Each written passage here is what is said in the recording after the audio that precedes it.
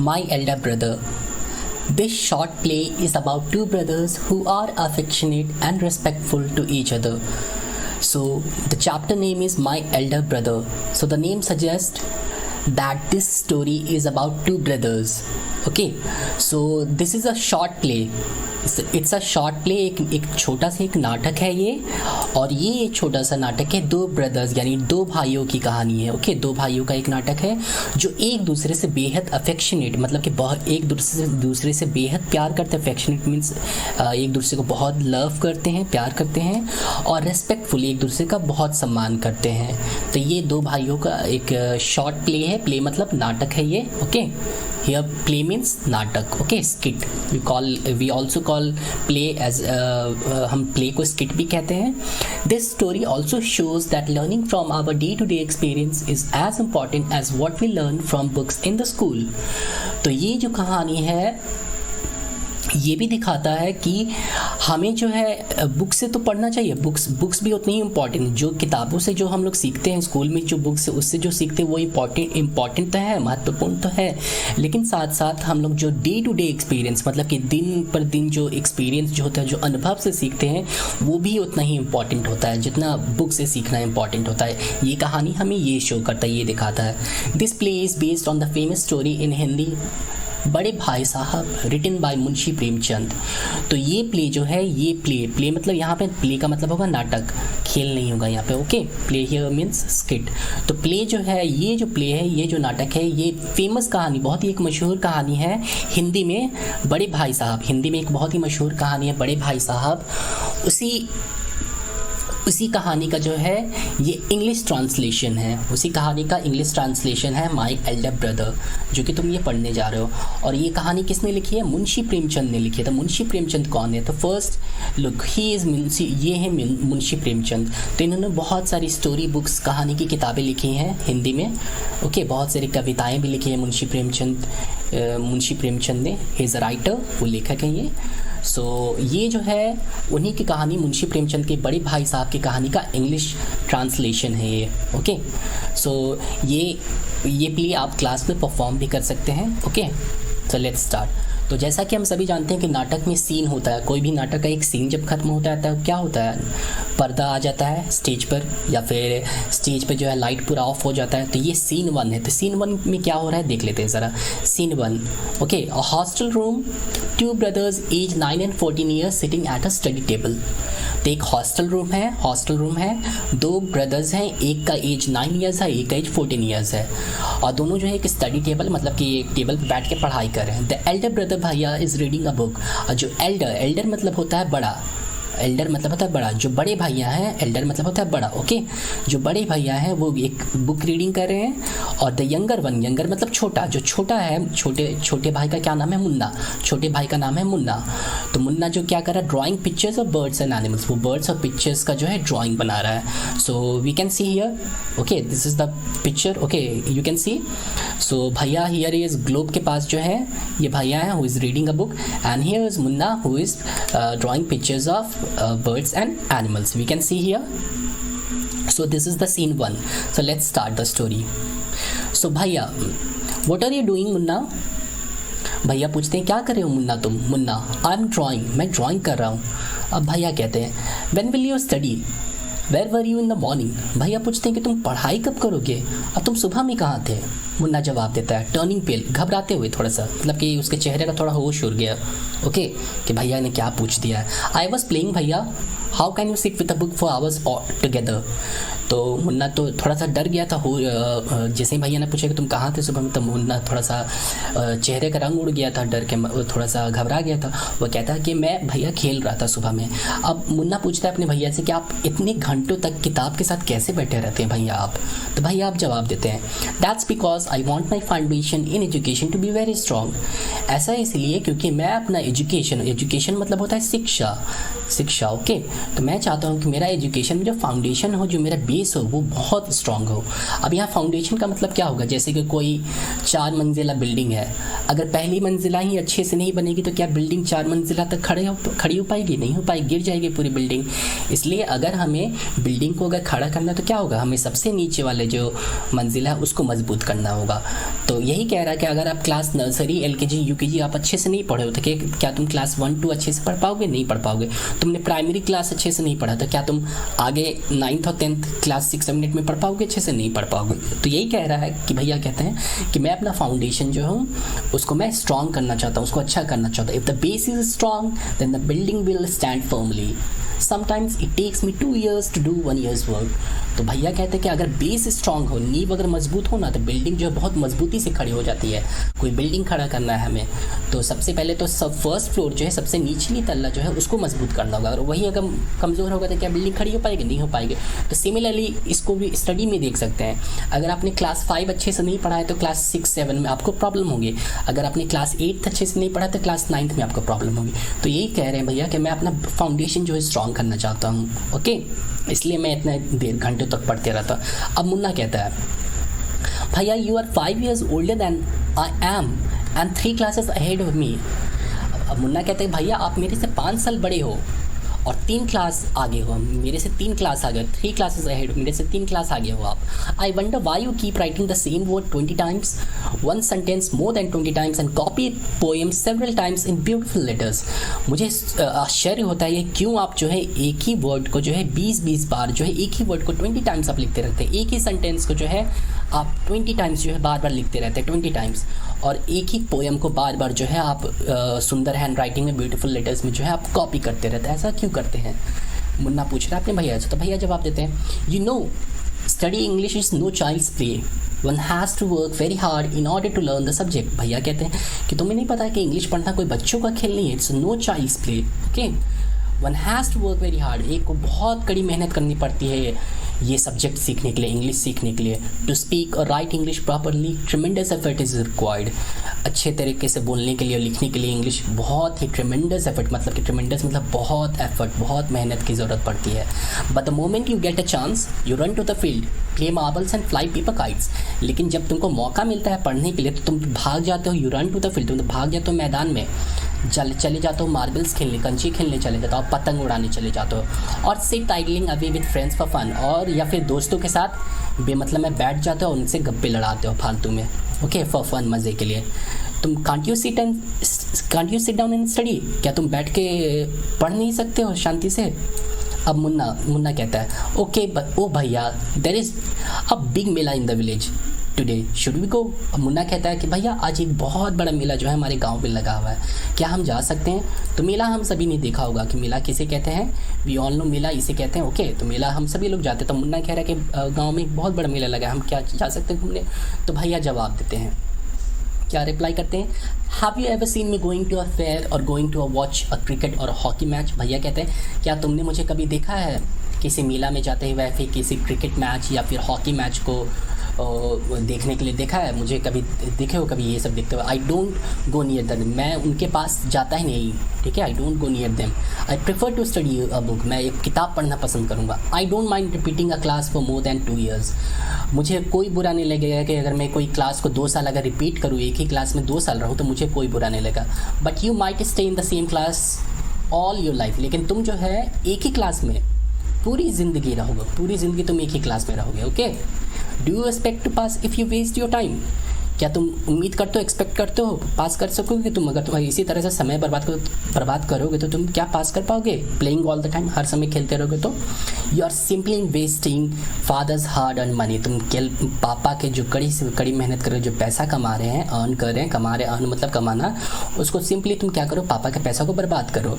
Munna starts crying on being scolded and sobbing sounds, Munna जो है अब रोने लगा क्योंकि भैया ने क्या किया, उसे डांटा, भैया ने उसे डांटा है। ओके, डांटा है भैया ने उसे, तब मुन्ना जो है रोने लगा है, और मुन्ना जो है बे करके रोने लगा, जो भी देख सकते हैं हम लोग। ओके, अब क्या होता है, भैया क्या कहते हैं, भैया I feel like running away and going back home. Munna कहता है कि भैया मुझे लगता है कि मुझे यहाँ दौड़ के मुझे यहाँ हॉस्टल रूम में रह रहा है ना वो लोग, तो कह रहे हैं मुझे हॉस्टल रूम से भाग जाने का मन कर रहा है कि भाग जाऊँ घर, ऐसा मन कर रहा है। मुन्ना ये कहता है क्योंकि भैया ने डांट दिया। तब भैया देखो क्या रिप्लाई, नाउ स्टॉप ट्राइंग। भैया कहते हैं रुको, अब रोना बंद करो। Put on a nice smile, एक छोटा सा अच्छी मुस्कुराहट लो। Look I will make a time table for you follow, get up at dawn. मैं एक तुम्हारे लिए एक टाइम टेबल बना दूंगा, ठीक है। और सुबह में get up at dawn, dawn का मतलब होता है सुबह, मॉर्निंग, ओके। अर्ली मॉर्निंग में तुम जो है सुबह में उठना। तो क्या रूटीन बनाया है भैया ने, देखो देख सकते हैं टाइम 6 AM यानी कि 6 बजे सुबह में है। Wash your hands, have a breakfast and sit down to study. अपने हाथ धोना है, अपना ब्रेकफास्ट लेना है 6 बजे सुबह, अब बैठ जाना है पढ़ने के लिए। 6 to 8 AM यानी कि 2 घंटे आपको इंग्लिश पढ़नी है। 8 to 9 AM, AM का मतलब होता है सुबह, ओके। अब PM का मतलब होता है दिन का समय। रात के 12 बजे से लेकर सुबह के 12 नून तक के टाइम को हम AM कहते हैं, ओके। अब PM हो गया 12 बजे दिन के बाद से लेकर 12 बजे रात तक के टाइम को ना PM कहते हैं। और 8 to 9 AM मैथ्स पढ़ना है, 1 घंटे मैथ्स। 9 से 9:30 आपको हिस्ट्री पढ़नी है। 3:30 पे स्कूल आ जाना है, ऑफ टू स्कूल। फिर 5 से 6 आपको ग्रामर पढ़ना है, half an hour for strolling. 6:30 to 7 PM क्या करना है, इंग्लिश कॉम्पोजिशन करना है आपको। उसके बाद डिनर करना है, रात का खाना करना है। फिर 8 to 9 ट्रांसलेशन करना है आपको। फिर 9 to 10 हिंदी करना है। फिर 10 to 11 PM अदर सब्जेक्ट्स और एंड देन टू बेड। और उसके बाद जो है सोने के लिए चले जाना है। मुन्ना कहता है but when is the time to play, लेकिन खेलने का समय कहाँ है भैया इस रूटीन में। देखा हमने रूटीन देखा, बहुत ही उसमें खेलने का टाइम ही नहीं रहता। तो भैया कहते हैं play, what is the need Munna, खेलना क्या ज़रूरत है मुन्ना खेलने की। मुन्ना जवाब देता है, oh I love the green fields, the gentle breeze, I want to jump up like a football, I like the touch and go and sounds of the hutututu and the hurry and flurry of volleyballs pulls me like a magnet। तो कहता है कि ओ भैया मुझे हरे भरे मैदान देखना बहुत पसंद है, मुझे फुटबॉल की तरह कूदना बहुत पसंद है, मुझे कबड्डी खेलना बहुत पसंद है। ये कहता है, ओके। फुटबॉल खेलना उसे बहुत पसंद है, कबड्डी खेलना उसे बहुत पसंद है, वॉलीबॉल खेलना, वॉलीबॉल हम जानते हैं उसे वॉलीबॉल खेलना बहुत पसंद है, ठीक है। तो ये लगता है जैसे ये सब सारी चीज़ें चुंबक की तरह, लाइक अ मैग्नेट, चुंबक की तरह जो है मुन्ना जो इन सब चीज़ों की ओर खींचा चला जाता है। As soon as I am on the field, I forget everything। जब तक मैं मैदान में रहता हूँ तब तक मैं सब कुछ भूल जाता हूँ खेल में। Forget मतलब भूल जाता हूँ, सब कुछ भूल जाता हूँ जब मैं मैदान में रहता हूँ। तो अब तो ये तो सीन 1 था कि जहाँ पे हॉस्टल रूम में दोनों ब्रदर्स जो हैं थे, मुन्ना और भैया जो बैठे हुए थे। अब सीन 2 है। सीन 2 कहने का मतलब सीन चेंज हो रहा है, यानी कि स्टेज पे अगर ये प्ले हो रहा है, अगर ये नाटक, तब पर्दा गिरेगा या फिर स्टेज पे लाइट ऑफ होगा, सीन चेंज होगा। सीन क्या चेंज होगा, the final exams are over and the results are out. अब एग्जाम में, स्कूल में फाइनल एग्जाम हो चुका है और रिजल्ट्स जो है आ चुके हैं। तो भैया कहते हैं, भैया alas I have failed once again. भैया अफसोस के साथ कहते हैं कि मैं फिर से एक बार फेल हो गया। भैया एक बार फिर से फेल हो गया, अफसोस के साथ। मुन्ना, ओह बट भैया I have passed and top my class. अब मुन्ना कहता है कि भैया लेकिन मैं जो है पास करके और मैंने अपनी क्लास में टॉप किया, मैंने फर्स्ट किया है क्लास में। Now there is only 2 years difference between us. अब मुन्ना कहता है कि अब हमारे बीच जो है, भैया 3 क्लास आगे थे ना, आप केवल 2 ही साल आगे हैं।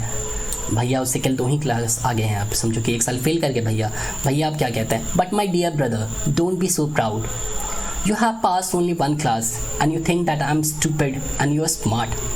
तो भैया कहते हैं कि मेरे प्यारे भाई, इतने ज़्यादा गर्व करने की ज़रूरत नहीं है, डोंट बी सो प्राउड। तुम केवल 1 ही क्लास पास की हो अभी, ठीक है। तुम ये सोचते हो कि तुम ये सोचते हो कि मैं स्टूपिड हूँ, स्टूपिड मतलब कि बेवकूफ़ हूँ, और तुम बहुत स्मार्ट हो, ये सोच रहे हो। Once in a while in a game you might get lucky and hit a goal, but that does not mean you have mastered the game। कभी कभी होता है कि खेल में जो है तुम भाग्यशाली होते हो और कभी कभी गोल लग जाता है और तुम जीत भी जाते हो। तो इसका मतलब ये नहीं है कि तुमने गेम पे जो है महारत हासिल कर ली, मतलब गेम खेलने में बहुत एक्सपर्ट हो गया हो, ठीक है। तो यही कह रहे हैं मुन्ना को, भैया कह रहे हैं कि तुम एक बार फर्स्ट कर गए क्लास में, तो इसका मतलब ये नहीं कि तुम हर बार ही फर्स्ट करोगे, okay. You have to work hard to be successful in life. तुम्हें कड़ी मेहनत करनी होगी ज़िंदगी में कामयाब होने के लिए। भैया ये कहते हैं, when you have to study a subject like algebra or geometry in higher classes, then you will understand the importance of hard work। जब तुम हायर क्लासेस में आओगे, जब तुम्हें algebra जो होता है मैथ्स का एक पार्ट होता है, मैथ्स में पढ़ोगे algebra क्लास 6 में, ज्योमेट्री जो पढ़ोगे, ये सब हायर क्लास में जाओगे, तब तुम्हें समझ में आएगा कि कड़ी मेहनत का क्या इंपॉर्टेंस होता है, ओके, हार्ड वर्क का क्या इंपॉर्टेंस होता है, you will know. In geometry, if one writes ACB instead of ABC, the answer is marked wrong.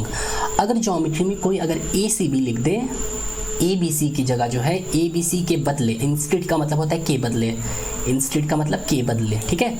अगर ABC के बदला कोई अगर आंसर ACB लिख दे तो वो आंसर गलत हो जाता है, और जो एग्जामिनर होगा वो आपको मार्क्स नहीं देगा। Examiner will not spare you, आपको मार्क्स नहीं छोड़ेगा, आपको मार्क्स नहीं देगा। Okay, they want you to learn word by word from the text. वो चाहते हैं कि आप वर्ड बाय वर्ड जो है टेक्स्ट बुक से पढ़ो। ओके, वो ये चाहते हैं। अब मुन्ना कहता है, ओ भाई साहब this is scary, I don't think I want to go to the 9th class now. Munna कहता है, ओ बड़े भाई साहब बहुत ही मतलब कि डरावना है, बहुत ही स्केरी है ये। ओके, मैं अभी 9th क्लास में नहीं जाना चाहता हूँ। और क्या कहता है आगे फिर Munna, but I will still complete my days homework, लेकिन आज मैं अपना आज का जो होमवर्क है वो कंप्लीट करूँगा अभी, ताकि मुझे कोई क्लास में पनिशमेंट ना मिले, कोई सज़ा ना मिले। भैया आप क्या कहते हैं? Just today we were asked to write a short essay on the topic in 4 pages. भैया कहते हैं कि आज हमें जो है एक शॉर्ट एसे लिखना था। ऐसे होता है कॉम्पोजिशन कहते हैं जिस, ठीक है, किसी टॉपिक पे बहुत ज़्यादा लिखना, 4 पेजेस में ऐसे लिखना था। And imagine can something be written on 4 pages and still be short. अब तुम सोच सकते हो कि 4 पेज में लिखना है और छोटा भी होना चाहिए, 4 पेज में लिखना छोटा भी होना चाहिए, तो काफ़ी mixed up, it's also mixed up, काफ़ी डिफिकल्ट है ये मुन्ना। अब मुन्ना थोड़ा thinking aloud, thank God it was time for school or else the scolding would have gone and on. अब मुन्ना जो है थोड़ा सोचते हुए बोलता है, कि थैंक गॉड अभी जो है स्कूल का टाइम हो गया है या फिर कुछ और टाइम हो गया है जाने का, नहीं तो अभी फिर से हमको जो है डांट, स्कूल का मतलब होता है डांट, फिर से अभी जो है हमको डांट जो है सुनना पड़ता भैया से। अभी चलो स्कूल का टाइम हो गया, चलो यहाँ से निकल पड़ते हैं। अब सीन 3 हो रहा है, स्टेज पे अब सीन चेंज होगा, फिर से स्टेज पे पर्दा गिरेगा, अब सीन चेंज हो गया। सीन चेंज क्या है? सीन 3 क्या है? The results were out once again and it so happened that Munna pass and भैया फेल्ड अगेन। रिजल्ट फिर से आ गए हैं। ओके, अब क्या हुआ, मुन्ना जो है पास कर गया लेकिन उसके भैया फिर से फेल हो गए हैं। भैया वॉज रियली अपसेट, भैया जो बहुत अपसेट थे। अपसेट का मतलब होता है दुखी थे, बहुत ही दुखी थे भैया। Okay, Munna was also sad seeing his brother so unhappy. Munna को भी बहुत दुख हो रहा था कि उसके बड़े भैया जो है फेल हो गए हैं, और वो भी थोड़ा सा दुखी था वो भैया। Now Munna becomes gentler with Munna. अब भैया क्या होते हैं कि अब थोड़ा सा जो मुन्ना को बहुत ज़्यादा डांटते थे, भैया हर वक्त डांटते रहते थे मुन्ना को, लेकिन मुन्ना तो हर वक्त पास कर रहा था। भैया जो अब थोड़ा सा मुन्ना को कम डांटने लगे, जेंटलर हो गए, मतलब उससे अब सॉफ्ट हो गया, उसको हर वक्त नहीं डांटते रहते हैं। Munna became naughtier because of this and studied even less than before. अब मुन्ना में थोड़ा सा ये घमंड आ गया कि हम भैया तो फेल कर रहे हैं, 2 बार फेल कर रहे हैं, हम तो पास कर रहे हैं, टॉप कर रहे हैं क्लास को, तो उसमें थोड़ा सा बदमाशी आ गई, वो नॉटी हो गया, मतलब नटखट हो गया थोड़ा सा। अब वो पहले से और कम पढ़ रहा है, अब वो पहले सब और कम पढ़ रहा है। तब मुन्ना अब कहता है, Munna talking allowed, I am lucky I can pass easily, I need not study so hard. खुद से टॉकिंग अलाउड बोलते हुए कि मैं बहुत ही लकी हूँ, बहुत भाग्यशाली हूँ, आई कैन पास इजली, मैं आसानी से पास कर सकता हूँ। I need not study so hard, मुझे ज़्यादा कड़ी मेहनत करके पढ़ने की ज़रूरत नहीं है। Now I can play games with my friends and fly cats, अब मैं गेम्स खेल सकता हूँ अपने दोस्तों के साथ और पतंग भी उड़ा सकता हूँ। But I should still be careful that भैया does not see me flying kites, लेकिन तब भी मुझे बहुत ही सावधान रहना होगा, भैया मुझे पतंग उड़ाते हुए ना देख लेगा। भैया मुझे पतंग उड़ाते देख लेंगे तो डांटेंगे, फिर से मुझे फिर से स्कूल करना शुरू कर देंगे।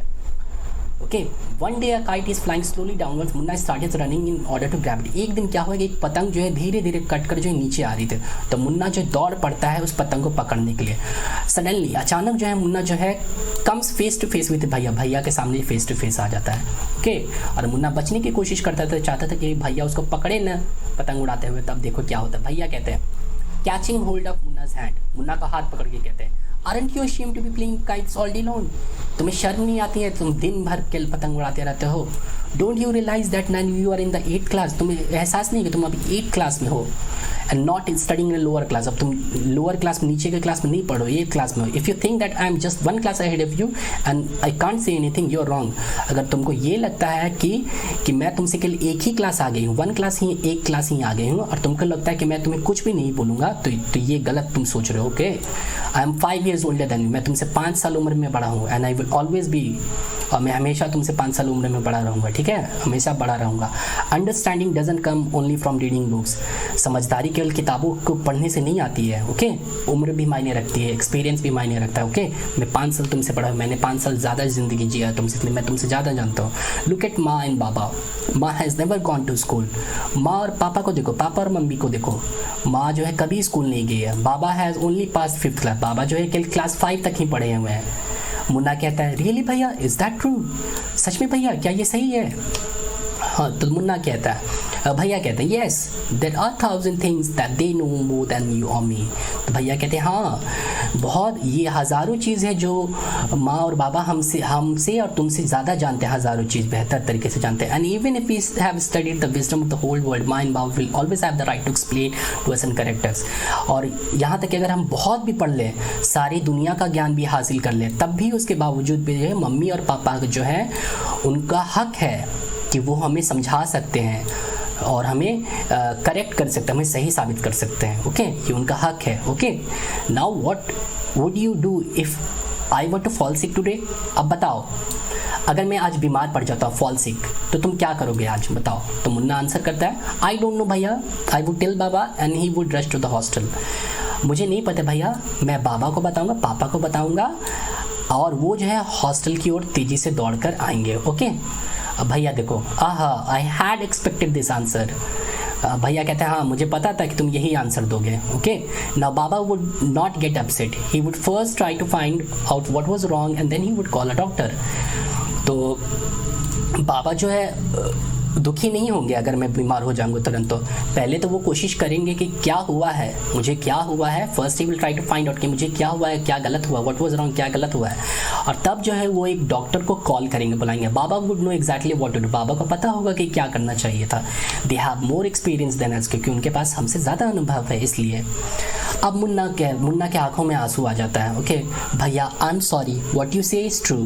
तो मुन्ना के आंखों में आंसू है और वो कहता है कि भैया आप जो कह रहे हैं वो बिल्कुल सही है, ओके। भैया जो आप कह रहे हैं वो बिल्कुल सही है। और भैया क्या करते हैं, भैया हग्स मुन्ना लवंगी, भैया जो है मुन्ना को जो है गले लगा लेते हैं। हग मतलब होता है गले लगना है, छियो जी, उसको गले लगा लेते हैं प्यार से, ओके। क्योंकि मुन्ना जो है रो रहा था और बोला भी कि भैया जो है आप जो बोल रहे हैं वो बिल्कुल सही है, ओके। और मुन्ना जो है पतंग उड़ा रहा था उस समय, तो भैया ने उसे डांटा, ओके। अब आगे देखते क्या होता है। भैया I also like to play and fly kites, but if I also play then how can I watch out for you, you are my responsibility.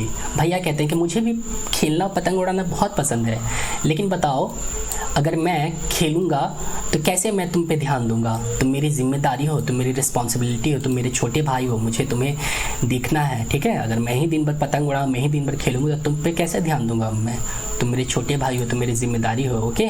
तो ये कहता है, मुन्ना कहता है कि आई लव यू भैया, मैं आपसे बेहद प्यार करता हूँ भैया, ओके, गले लग कर, ओके। तो ये कहानी रही। तो हमने ये देखा।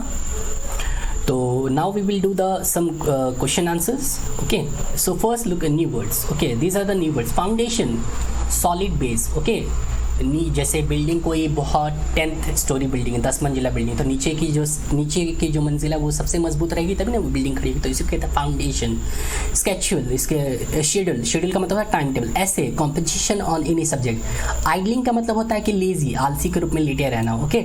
मास्टर्ड का मतलब होता है किसी चीज़ में बहुत एक्सपर्ट हो जाना, जैसे कोई एक लड़का है कबड्डी बहुत अच्छा खेलता है तो उसको कहेंगे मास्टर्ड है कबड्डी में, okay. So now question answers. So what are the things that Munna like to do. तो मुन्ना को क्या क्या करना पसंद था, वी नो दैट मुन्ना को क्या क्या करना पसंद था, okay. So this is the answer, you can see. So Munna